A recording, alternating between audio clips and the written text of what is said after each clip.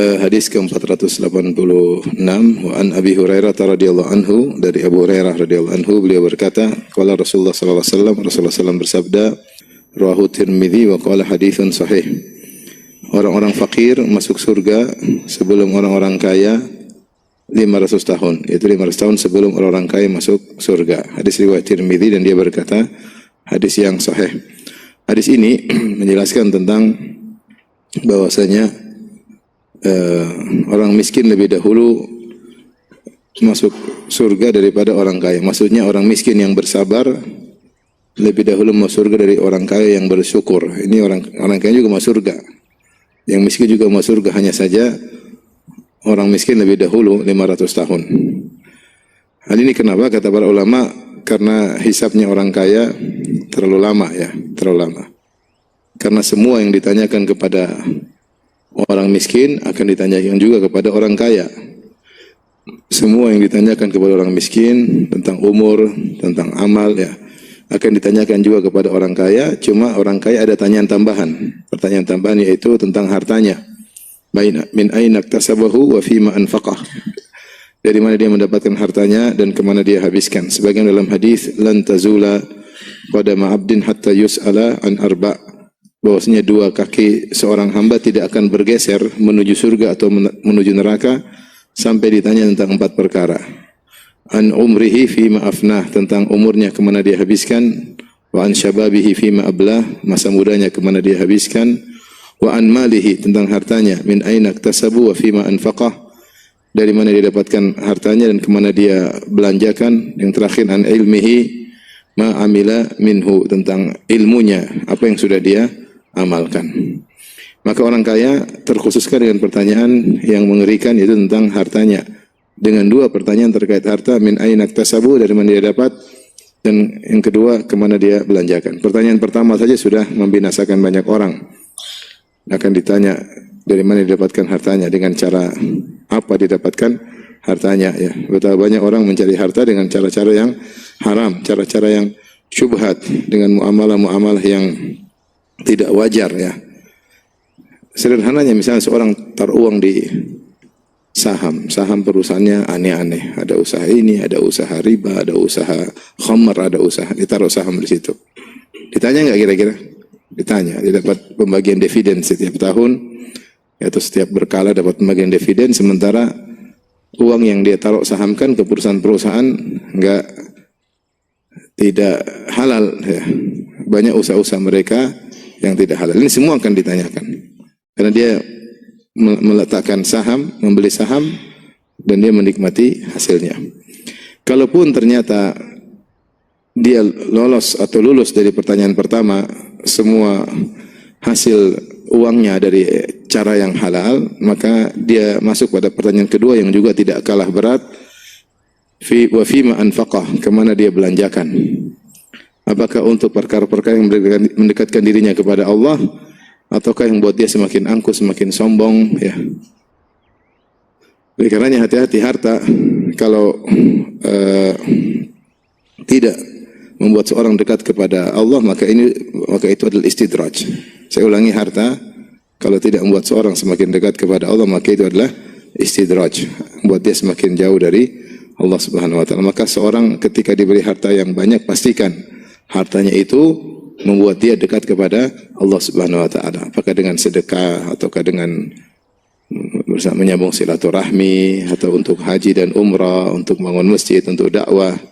Makanya Rasulullah SAW mengatakan, al-aktsaruna humul aqalluna yaumal qiyamah. Orang-orang yang punya harta banyak, mereka yang paling sedikit, derajatnya pada hari kiamat kala. Illa man qala hakadha au hakadha, kecuali orang yang bersedekah ke sana, bersedekah ke sini, bersedekah ke situ, baru dia juga banyak pahalanya.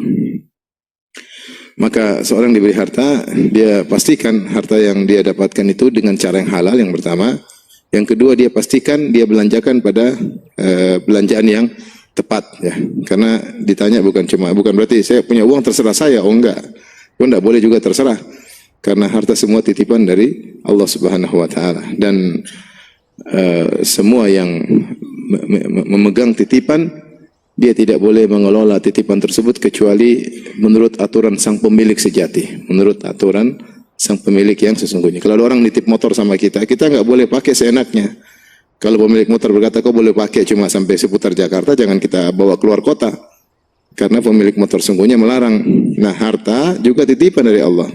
Dan Allah punya aturan dalam membelanjakan harta tersebut. Ya.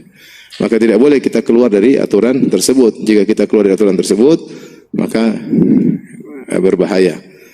Maka inilah kata para ulama yang menjadikan para agniya tertunda masuk surganya. Tertunda masuk surganya. Karena hisabnya panjang. Dalam sebagian riwayat disebutkan arba'ina kharifan. Sungguhnya orang-orang miskin masuk ke surga lebih dahulu daripada orang kaya 40 tahun. Jadi ada riwayat 500 tahun, ada riwayat 40 tahun. Kata para ulama, ini tergantung perbedaan. Ada yang kalau 500 tahun itu antara yang sangat kaya dengan yang sangat apa? Miskin. Sehingga intervalnya sampai 500 tahun. Kalau yang 40 tahun mungkin nggak terlalu kaya, nggak terlalu apa? Miskin. Jadi jaraknya juga 40 tahun. Ini hisapnya bedanya 40 tahun.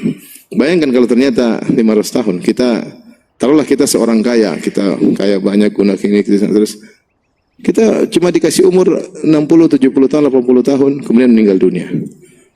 50 tahun, 80 tahun yang kita senang-senang, taruhlah kita senang-senangnya 50 tahun. Ternyata membuat kita menantikan 500 apa? Tahun. Iya enggak? Jadi, maka seorang punya harta, itu ujian. Allah Subhanahu wa taala berfirman, "Wa nabluukum bisyarri wal khairi fitnah wa ilaina turja'un."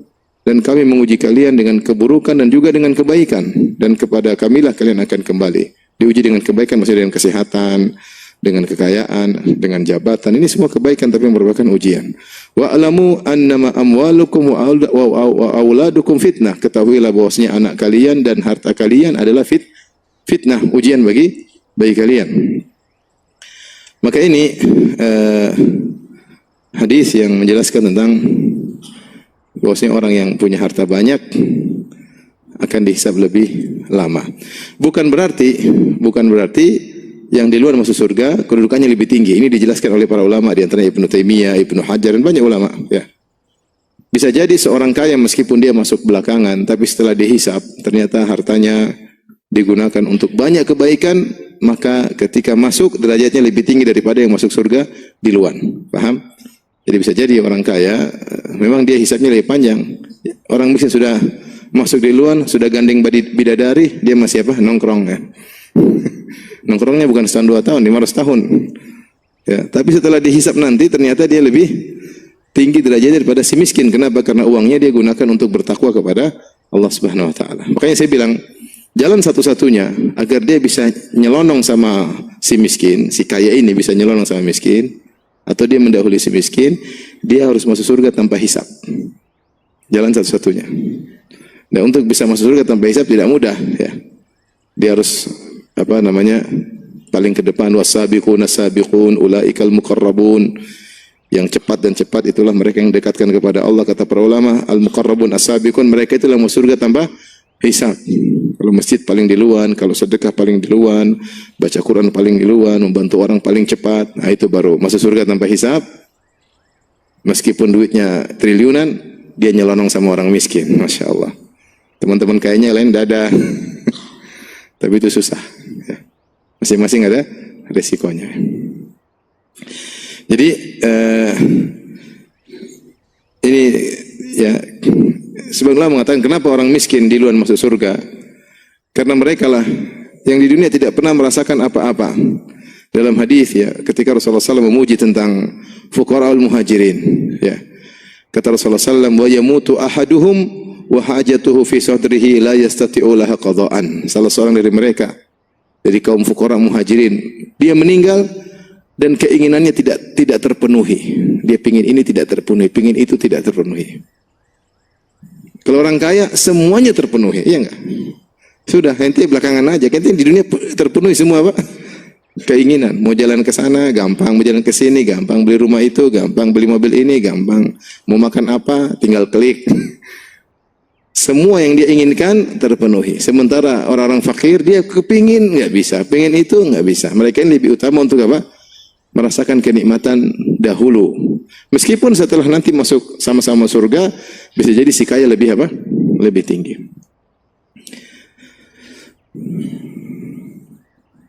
Taib. Kita lanjutkan hadis berikutnya. Wa an Ibni Abbasin wa Imran ibn al-Husain radhiyallahu anhuma anin Nabi sallallahu alaihi wasallam, dari Nabi sallallahu alaihi wasallam qala ittala'tu fil jannah, aku nengok di surga. Ya, ini ada yang mengatakan dalam mimpi, ada yang mengatakan ketika Isra Mi'raj Allah menampakkan gaib masa depan. Rasulullah melihat ada penghuni surga, ada yang disiksa, ada yang masuk surga. Ittala'tu fil jannah, aku menengok ke surga. Fara'aitu aktsaru ahliha al-fuqara, aku mendapati kebanyakan penghuninya orang-orang miskin. Wattala'tu fin nar, dan aku tengok ke neraka. Fara'aitu aktsaru ahliha an-nisa, dan aku mendapati kebanyakan penghuninya adalah para wanita. Muttafaqun alaih, hadis riwayat Bukhari dan Muslim min riwayat Ibni Abbas. Dari riwayat Ibnu Abbas, wa rawahul Bukhari aidan min riwayat Imran bin Husain. Bukhari juga meriwayatkan dari periwayatan Imran bin Husain. Taib, Rasulullah SAW diperlihatkan surga. Ternyata kebanyakan penghuninya al-fuqara. Kata para ulama, kenapa? Karena orang kaya, orang miskin ketika diuji, tentu tidak semua lulus, tapi banyak yang lulus. Banyak yang bisa bersabar. Tidak kita pungkiri ada orang kaya yang mencuri, orang kaya yang pembunuh, yang ingin mencari harta dengan cara yang biadab dan kejam, ada ya. Ada orang kaya suka berbohong, ada juga ya. Tapi kebanyakan orang kaya, orang miskin, ada orang miskin berbohong, ada orang miskin membunuh. Tapi kebanyakan orang miskin kalau diuji dengan kemiskinan, mereka bisa sabar dengan pakaian yang biasa, dengan rumah yang sederhana, ya. Mereka tetap masih bisa ibadah, masih mengingat Allah Subhanahu wa taala. Dan kebanyakan orang kaya diuji dengan kekayaan, tidak lulus. Ya, Allah berfirman, "Kalla innal insana la yatagha." Sungguh manusia itu sekali-sekali tidak, manusia itu sungguh la yatagha, benar-benar melampaui batas. Kapan dia melampaui batas? Ar-ra'ahu staghna, tatkala dia merasa dirinya sudah berkecukupan. Manusia itu seperti itu. Dia merasa sudah punya harta banyak, dia merasa punya anak buah banyak. Dia merasa jabatannya tinggi, dia merasa, maka mulailah dia melampaui batas. Makanya orang kalau punya harta, dia tidak bisa menahan hartanya, pingin beli ini, pingin coba ini, pingin minum ini, pingin makan ini, pingin. Jadi banyak hal yang dia tidak bisa tahan dengan hartanya. Dia hambur-hamburkan hartanya, berfoya-foya, hartanya banyak. Bisa habiskan waktunya untuk, sehingga banyak orang kaya ketika diuji dengan kekayaan tidak lulus. Itulah sebabnya kebanyakan penghuni surga adalah al-fuqara, orang-orang miskin. Makanya saya sering tanya, kalau disuruh pilih, antum pilih mana? Kaya bersyukur atau miskin bersabar? Hah? Kaya bersyukur atau miskin bersabar? Apa? Coba yang keras. Saya sudah bilang, orang kaya banyak tidak lulus diuji. Kalau orang miskin banyak yang diuji lulus. Makanya penghuni surga kebanyakannya orang miskin. Pertanyaan berikutnya, mana yang antum pilih kalau disuruh pilih? Kaya bersyukur atau miskin bersabar? Kaya bersyukur. Tapi yang milih bukan antum. Yang menentukan Allah Subhanahu wa taala. Antum takut bilang miskin bersabar, dikabulkan di masjid. Jadi subhanallah ya. Manusia, siapa yang tidak suka harta? Kata Allah, wa innahu li hubbil khairi lasyadid. Sungguhnya manusia itu sangat cinta kepada harta. Ya. Wa tuhibbunal mala hubban jamma, dan mencintai harta dengan kecintaan yang sangat mendalam. Lebih cinta daripada istrinya, lebih cinta daripada anaknya, lebih cinta daripada kedua orang tuanya, daripada kakak adiknya. Semuanya tercampakkan demi meraih apa? Harta. Taib, ini bukan berarti orang miskin lebih mulia daripada orang kaya. Saya katakan tidak ya. Bahwasanya yang paling mulia di sisi Allah adalah yang paling bertakwa. Kata Allah, inna akramakum indallahi atqakum. Yang paling mulia di sisi Allah yang paling bertakwa. Apakah dia bertakwa dengan kekayaannya ataukah dia bertakwa dengan kemiskinannya, dengan kesabarannya? Apakah dia bertakwa dengan syukurnya ketika dia kaya ataukah dia bertakwa dengan sabarnya ketika dia miskin? Oleh karenanya para anbiya, para nabi, para salihun, ada yang kaya, ada juga yang miskin. Nabi Daud kaya, Nabi Sulaiman juga kaya ya. Sebagian nabi-nabi pada kurus, pada miskin, tidak memiliki apa-apa. Nabi Isa, Nabi Zakaria. Oleh karenanya seorang diberi ujian oleh Allah berupa harta, maka dia bersyukur. Diberi kesusahan, maka dia bersabar. Kata Umar bin Khattab radhiyallahu anhu, al-ghina wal faqr matiyatani la ubali bi ayyihima arkabu. Kekayaan dan kemiskinan adalah tunggangan yang harus aku tunggangi. Aku tidak peduli menunggang yang mana. Mau tunggang yang kaya aku siap, menunggangi harta aku siap, menunggangi kemiskinan juga aku siap. Kalau diberi harta bersyukur, kalau diberi kesusahan bersabar. Taib, berikutnya wa tala'tu finnar faraitu aktsar ahliha an-nisa. Aku melihat di neraka dan aku melihat kebanyakan penghuninya adalah para wanita. Kenapa? Ya ada beberapa sebab ya. Beberapa sebab. Di antara sederhana kita bilang memang wanita lebih banyak daripada apa? Laki-laki. Memang wanita lebih banyak daripada laki-laki. Seandainya kalau persentase laki-laki 50% masuk neraka, wanita juga 50% masuk neraka, tetap saja banyak apa? Maksudnya laki-laki 100%, wanita 100%. Diambil dari 100% laki-laki, 50% masukin neraka. 100% wanita diambil 50% masuk neraka, banyakkan mana? Banyak wanita, karena wanita lebih banyak. Tapi yang dimaksud oleh Nabi SAW adalah agar wanita waspada, karena mereka mudah diterjerumus dalam kemaksiatan-kemaksiatan yang buat mereka mudah masuk neraka. Di antaranya ketika Rasulullah SAW berkhutbah, khutbatul Aid. Rasulullah berkhutbah dengan khutbah umum. Setelah itu Rasulullah SAW mengkhususkan khutbah kepada para ibu-ibu. Majulah Nabi SAW menuju para ibu-ibu. Kemudian Rasulullah SAW berkata, ya ma'asyaran nisa tasaddaqna. Wahai para wanita sekalian, bersedekahlah. Fa inna kunna aktsaru hatabi jahannam. Sungguhnya kebanyakan kalian adalah jadi bahan bakar di neraka jahanam. Kata seorang wanita berkata, lima ya Rasulullah, kok bisa kebanyakan kami menjadi bahan bakar api neraka jahanam? Maka Nabi SAW menjelaskan, li'anna kunna takfurnal ashir, karena kalian suka kufur kepada kebaikan suami. Wa tukthirnal la'nah, karena kalian suka mengumpat dan melaknat. Dalam riwayat yang lain, wa tukthirnas syakah, kalian suka mengeluh. Kalian suka mengeluh. Dalam sebagian riwayat, wa tusawwifnal khair, kalian suka menunda-nunda kebaikan. Ada 4 perkara disebutkan kalau kita kumpulkan riwayat. Yang pertama, kalian suka tidak bersyukur dengan kufranul asyir, yaitu tidak bersyukur terhadap suami. Yang kedua, suka melaknat, mengumpat. Yang ketiga, suka mengeluh. Yang keempat, suka menunda kebaikan. Ini banyak dilakukan oleh wanita. Kufur kepada suami luar biasa. Ini dosa besar tapi dilakukan banyak wanita. Seandainya dilakukan oleh wanita awam, mungkin kita wajar. Ini kadang sudah ngaji juga masih begitu ya. Membangkang sama suami, mengangkat suara terhadap suami, membentak-bentak suami. Itu bersyukur sama suami atau tidak? Tidaklah. Kalau antum punya pegawai, bos, bagaimana bos? Itu, bersyukur enggak itu pegawainya? Enggak lah, yang gaji saya, kamu bentak-bentak saya. Itu pegawai yang bersyukur enggak?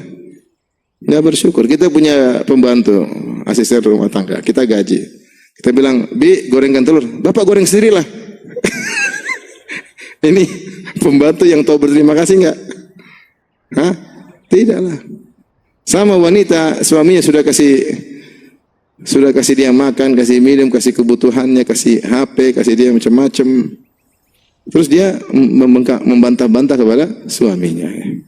Ini dosa besar. Di antara dalil akan dosa besar, Rasulullah SAW bersabda, "Innallaha la yanzuru ila imra'atin la tashkuru zawjaha wa hiya la tastaghni anhu." Sungguhnya Allah tidak akan memandang kepada seorang wanita yang tidak berterima kasih kepada suaminya sementara dia butuh kepada suaminya. Setiap saat dia butuh kepada suaminya.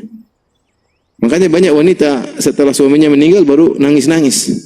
Ustaz, dulu suami saya banyak salah Ustaz. Terus mau kawin lagi gitu lagi. Jadi tidak bersyukur, ini banyak wanita seperti itu, banyak. Tidak berterima kasih kepada suami. Di antara ciri tidak berterima kasih pada suami, angkat suara, bentak-bentak suami. Maka seorang wanita merenungkan dirinya, jangan sampai dia terjerumus dalam neraka gara-gara melakukan dosa, tidak bersyukur kepada suami. Latih diri kita, kalau suami melakukan kebaikan, bilang syukran zauji, jazakallahu khairan, asabakallah, adhakallahu sinnak, adkhalakallahu jannah. Banyak doa-doa kita doakan kepada suami. Suami semangat, istrinya doain, makasih suamiku, masya Allah. Semangat enggak? Semangat, kasih lagi. Kalau cuma gini, enggak dikasih lagi. Kita kalau punya pekerja kita masya Allah kita kasih apresiasi. Dia semangat nggak? Semangat. Laki-laki juga begitu, butuh apresiasi dari apa? Apresiasi dari istrinya. Abi kok belinya kayak gini sih? Aduh repot. Itu punya teman lebih bagus. Repot kayak gitu. Karena punya temanmu lebih bagus, karena temanmu lebih bagus daripada kamu. Jadi jadi para ibu-ibu yang kebetulan ditakdirkan menghadiri pengajian malam ini, ya, belajar jadi wanita bersyukur. Karena wanita bersyukur itu pahalanya besar. Masuk surga mudah, bersyukur sama suami. Ya. Ibu-ibu sudah dikasih makan sama suami, sudah gemuk. Alhamdulillah. Masih banyak wanita-wanita yang kurus kerempeng di jauh sana ya, sampai busung lapar ya. Ibu-ibu gemuk, berusaha diet. Itu berarti sudah sukses. Sudah sukses, suami sudah memenuhi kebutuhan ibu-ibu.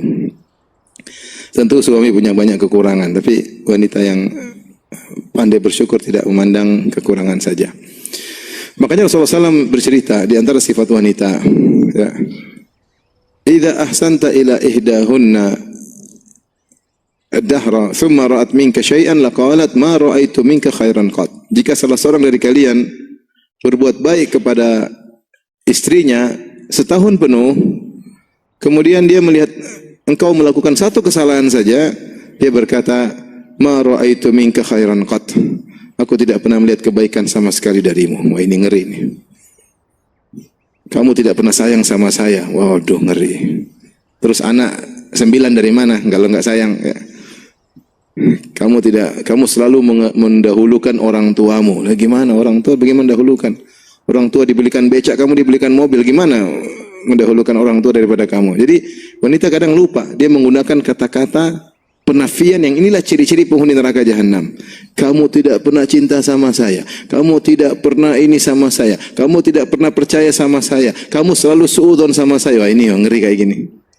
Jadi gara-gara satu kesalahan hilang semuanya. Ini ciri-ciri sebagian wanita. Tentu tidak semua wanita ya. InsyaAllah wanita-wanita di Masjid Baitur Rahman tidak demikian ya. Amin ya rabbal alamin. Bapak-bapak bilang amin. Amin ya rabbal alamin. Ragu-ragu aminnya. Di antara sebab banyak wanita masuk neraka, sebagian ulama mengatakan dia selalu ikut mode, pingin tahu, keponya berlebihan. Keponya berlebihan, pingin lihat ini, lihat berita ini, lihat HP baru, sendal baru, sepatu baru, apalagi baru, dompet baru, tas baru, model baru, baju baru, fashion baru. Semua ya dilihat, pengen lihat itu semua. Habis waktunya untuk melihat yang tidak bermanfaat. Berita-berita tentang artis diikuti ya. Dan hobi nonton film ini, film film Korea, film macam-macam. Jadi dia kebanyakan kepo sehingga kalau orang banyak kepo, fudul kalau istilah bahasa Arab, fuduli yaitu kepo, pengen tahu. Akhirnya banyak maksiat.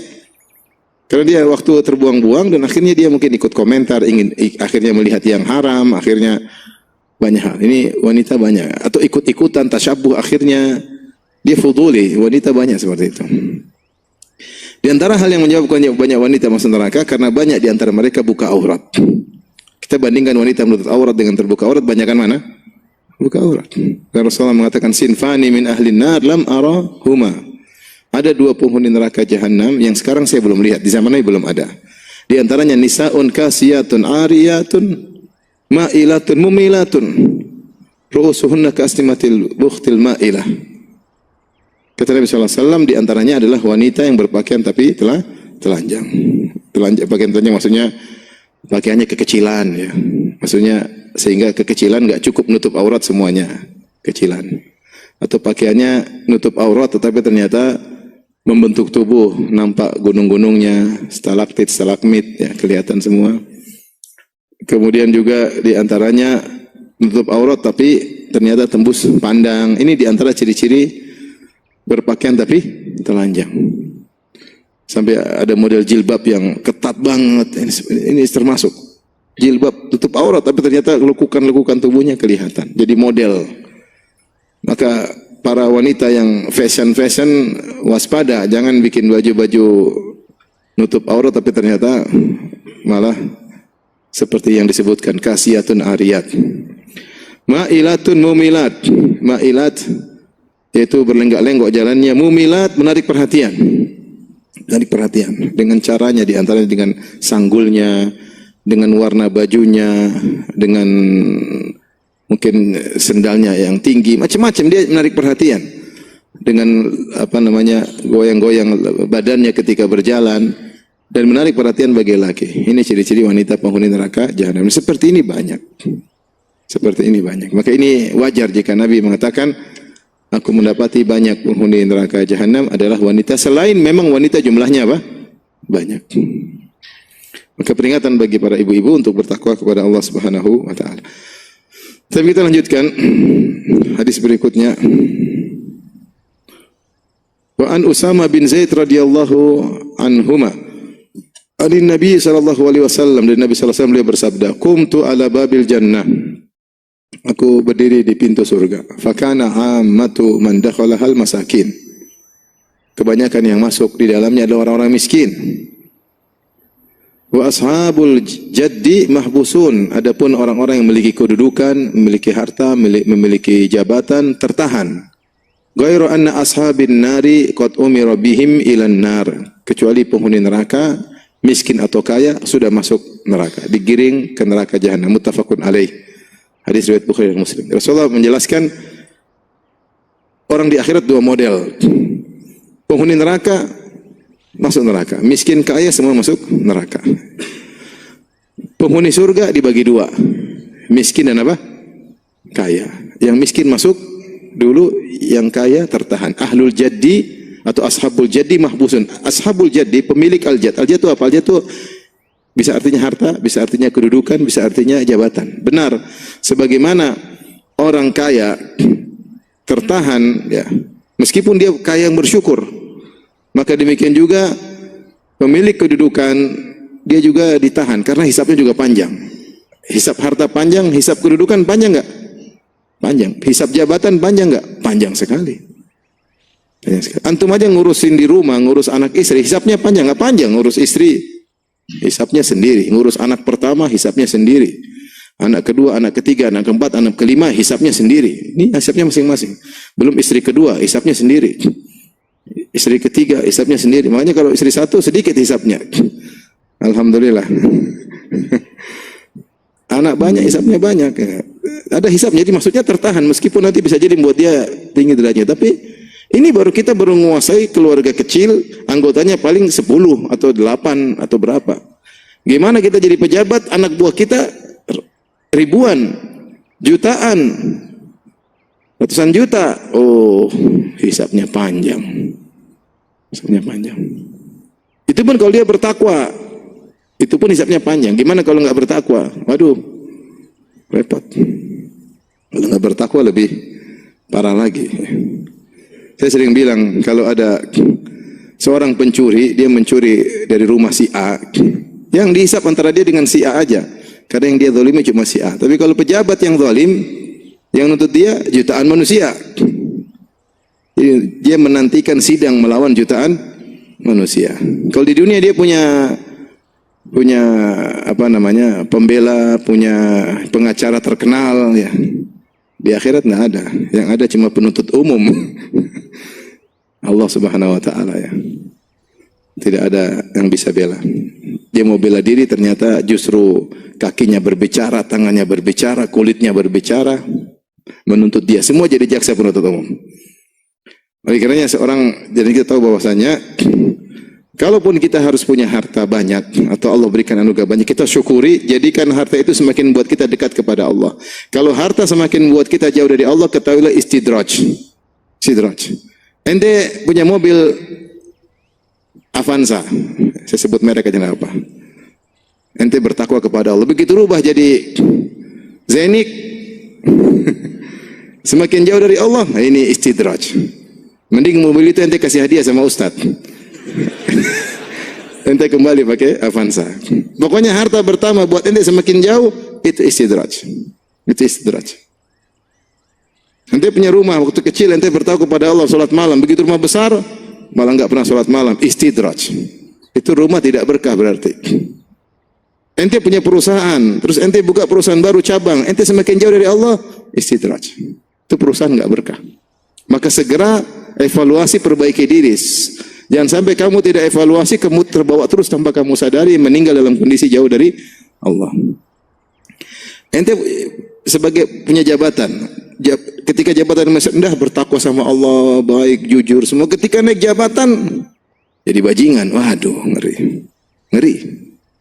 Ya akhi, senang-senang tidak begitu banyak. Maksudnya, anak mau bilang kalau kita mau bahagia tidak harus kaya-kaya banget. Semua yang berlebihan itu membuat kita nggak bahagia. Ente punya uang kebanyakan juga pusing. Nggak punya uang juga pusing. Tapi kalau uang kebanyakan juga apa? Pusing. Pasti ada kebahagiaan jadi tumbal. Karena ente terlalu banyak urusan sana sini, akhirnya ente pusing juga. Kebahagiaan kurang. Bahagian kurang.